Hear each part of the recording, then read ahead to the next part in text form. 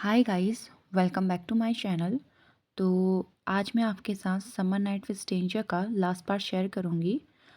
Last part में हमने देखा था लंजा विहिंग से कहता है, अगर मैं तुमसे कहूँ कि तुम गुसु जिस इंसान से मिलने आए थे वो पर्सन अभी तुम्हारे सामने खड़ा है तो तुम क्या कहोगे। विहिंग उसे कन्फ्यूज़न में देख रहा था। वो पूछता है, मैं समझा नहीं। लंजा उसे कुछ समझा पाता उससे पहले ही एक ओल्ड मैन पीछे से कहता है, यंग मास्टर। लंजा और विहिंग दोनों उस ओल्ड मैन की ओर देखते हैं। उस इंसान की ओर देखकर विहिंग गुस्से में कहता है, तुम तो वही टैक्सी ड्राइवर हो ना। वो ओल्ड मैन बिना कुछ कहे विहिंग का लगेज लंजा को दे देता है और चुपचाप वहाँ से चला जाता है। दूसरी तरफ विहिंग था जो कंफ्यूज होकर उन दोनों को देख रहा था। वो गुस्से में अपने दांत पीसते हुए कहता है, लंजा, तुमने उसे जाने क्यों दिया। ये तो वही टैक्सी ड्राइवर है जिसने मेरा लगेज चोरी किया था। लंजा ने कुछ देर तक चुपचाप रहने के बाद एक गहरी सांस ली और कहा, वो मेरा ड्राइवर है और उन्हें ये करने के लिए मैंने ही कहा था। विहिंग को लंजा की बातों पर विश्वास नहीं हो रहा था। वो गुस्से में कहता है, व्हाट, पर क्यों। लंजा ने स्माइल करी और कहा, क्योंकि मैं लैन वांगजी हूँ, तुम्हारा होने वाला फियांसे, और लंजा मेरा बर्थ नेम है। आज सुबह मुझे जियान चैंग का कॉल आया था। उसने कहा कि तुम हमारी मैरिज से खुश नहीं हो और मुझसे बात करना चाहते हो, इसलिए तुम गुसु आ रहे हो। सच कहूँ तो मैं डर गया था।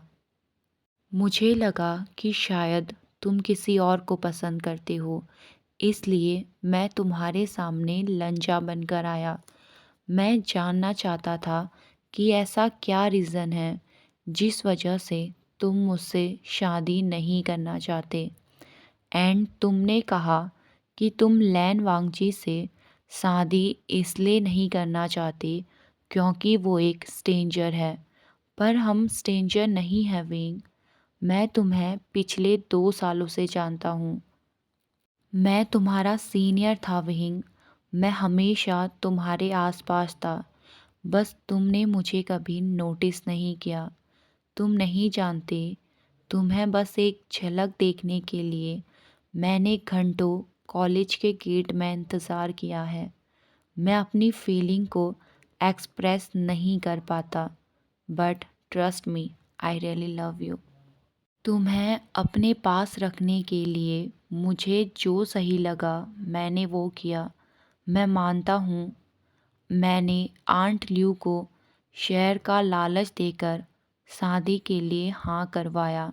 मैं गलत था, पर तुम्हारे लिए मेरे दिल में जो फीलिंग्स हैं मैं उन्हें ऐसे जाने नहीं दे सकता। लोग कहते हैं मैं कोल्ड हार्ट और एक्सप्रेशन लेस पर्सन हूँ। तुम बताओ विंग, क्या एक पूरा दिन मेरे साथ बिताने के बाद तुम्हें ऐसा लगा कि मैं हार्टलेस पर्सन हूँ। मैं नहीं जानता कि मैं ऐसा क्या करूँ जिससे तुम्हें मुझसे प्यार हो जाए, पर ट्रस्ट मी विंग, मैं तुम्हें लाइफ टाइम खुश रखूँगा, तुम्हारा ख्याल रखूँगा, तुम्हारे फैसले की रिस्पेक्ट करूँगा। क्या तुम मुझे एक मौका दोगे। इतना कहकर वो एक होपफुली नज़रों से विहिंग की ओर देखने लगा, पर विहिंग चुपचाप था। उसे समझ नहीं आ रहा था कि वो क्या रिस्पॉन्स करे। उसके दिल का एक कोना बहुत ज़्यादा खुश था ये जानकर कि लंजा ही लैन वांगजी है, पर वो वांगजी से गुस्सा भी था कि उसने विहिंग को बेवकूफ़ बनाया और पूरा दिन उसे परेशान किया। विहिंग की खामोशी को वांग जी रिजेक्शन समझ रहा था। उसने बिटरी स्माइल करते हुए कहा, इट्स ओके विंग, हम किसी को खुद को पसंद करने के लिए फोर्स नहीं कर सकते। और रही बात मैरिज की, मैं अंकल से कहकर इसे कैंसिल करवा दूंगा। एंड डोंट वरी, इससे आंट ल्यू के बिजनेस पर कोई भी परेशानी नहीं आएगी। एंड आई होप तुम्हें कोई ऐसा इंसान मिले जिसे तुम दिल से प्यार करो और उसके साथ हैप्पी रहो। उम्मीद है आज के बाद हम कभी नहीं मिलेंगे। ये कहकर वांगजी विहिंग को उसका लगेज दे देता है एंड वहाँ से अपनी कार की ओर जाने लगता है। दूसरी ओर विहिंग था जो ये सोच रहा था कि उसे लंजा को जाने देना चाहिए या फिर उसे रोक लेना चाहिए। फाइनली वो लंजा को रोकने का डिसाइड करता है। लंजा रुको, विहिंग ने एक चेयरफुल आवाज़ के साथ कहा।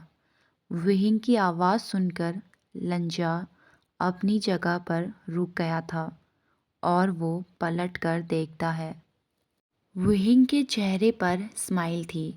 उसने प्लेफुली कहा, वेल, तुम जानते हो नेक्स्ट वीक को मेरी शादी गुसू के मोस्ट एलिजिबल बैचलर से होने वाली है और तुम चाहते हो कि मैं उसे टीच करके तुम्हारा प्रपोज़ल एक्सेप्ट करूं। मेरी फ़्लाइट में अब बस 1 मिनट बचा है और मैं तुम्हें 1 मिनट देता हूँ मुझे इम्प्रेस करने के लिए। And your time start now. इस बात पर वांगजी फ्रोज हो गया था। वो अंदर से बहुत एक्साइटेड था। उसने कहा, इसका मतलब तुम तैयार हो? पर विहिंग उसे कट करते हुए कहता है, तुम्हारे पास सिर्फ 50 सेकंड बचे हैं। लंजा ने जल्दी कहा, ओके ओके, वेल वी वुशान, क्या तुम मेरे लाइफ पार्टनर बनोगे? मैं तुम्हें बहुत खुश रखूँगा। इतना पतला होने के बाद भी जब तुम एक क्यूबी पिग के बराबर खाना खाओगे तब भी मैं तुम्हें कुछ नहीं कहूँगा। मैं तुम्हें डेली किस करूँगा और तुम्हारा छोटे बेबी की तरह ख्याल रखूँगा। तुम जो कहोगे मैं वही करूँगा। एंड गलती भले किसी की भी हो, हमेशा मैं ही सॉरी बोलूँगा। तो मिस्टर वी वुशान, क्या तुम लैन वुशान बनना चाहोगे? ये सुनकर विहिंग स्माइल करता है। उसने पाउट बनाते हुए कहा, तुम्हें पता नहीं, जब किसी को प्रपोज करते हैं तो तुम्हें नील डाउन होना चाहिए। वांगजी जल्दी अपने घुटनों में बैठ गया। वो होपफुली विहिंग को देख रहा था। विहिंग उसके क्लोज गया, बहुत क्लोज। उसने धीरे से वांगजी के कान में विस्पर करते हुए कहा, मिस्टर लैन वांगजी, अगर आंसर चाहिए तो एक डायमंड रिंग के साथ नेक्स्ट वीक यूनमैक पहुंच जाना। इतना कहकर वो वांगजी के लिप्स में एक डीप किस कर लेता है। इस किस में वांगजी ने रिस्पॉन्स नहीं किया था क्योंकि वो अभी शॉक में था।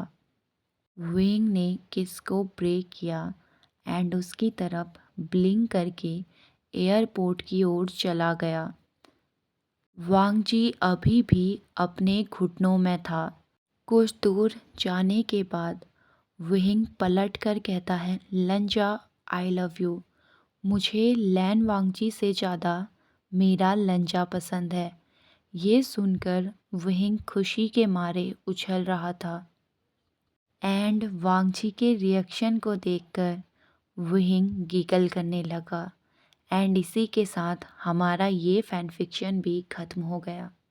ओके गाइस, इस फ़ैन फिक्शन को I want your blood black and white की तरह मैंने ही लिखा था। आई होप आपको ये फ़ैन फिक्शन पसंद आया होगा। आपको फ़ैन फ़िक्शन जैसा भी लगा होगा, मुझे कमेंट बॉक्स में ज़रूर बताइएगा। एंड कल से मैं यू आर माय डेस्टिनी के रेगुलर पार्ट लाऊँगी। बस गाइस मुझे आपका सपोर्ट चाहिए।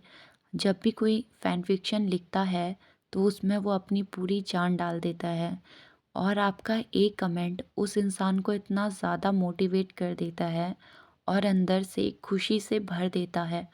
आपको ये फ़ैन फ़िक्शन जैसा भी लगा हो, प्लीज़ गाइस कमेंट बॉक्स में ज़रूर बताना, क्योंकि ये चीज़ आपका एक कमेंट मेरे को खुशी से भर देगा एंड मुझे भी लगेगा कि मैंने इतनी मेहनत करी एंड आपको खुशी मिली।